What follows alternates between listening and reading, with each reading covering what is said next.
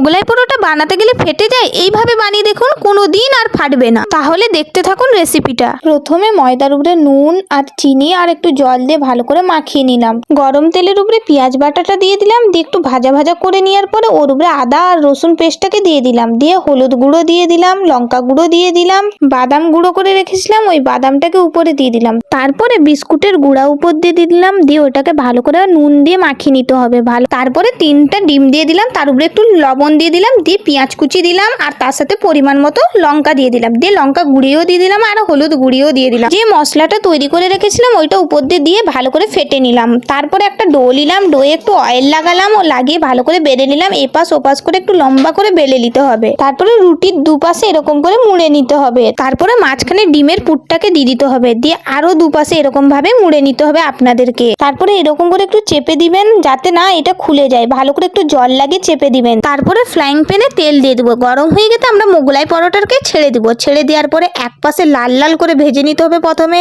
তারপরে হালকা করে উল্টি নিবেন, উল্টি নিয়ে তারপরে একটু লাল লাল করে পুরো ভাজা হয়ে গেলে নামিয়ে নেবেন আপনারা। তাহলেই রেডি হয়ে যাবে আমাদের মোগলাই পরোটা রেসিপি। দিয়ে আমি এরকম ভাবে কেটে নিচ্ছি 3 ভাগে, দেখছেন তো কত পুর ভরা ভরা। তাহলেই রেডি হয়ে যাবে আমাদের মোগলাই পরোটা রেসিপি। ভিডিওটা যদি ভালো লাগে লাইক কমেন্ট শেয়ার সাবস্ক্রাইব করতে ভুলবেন না।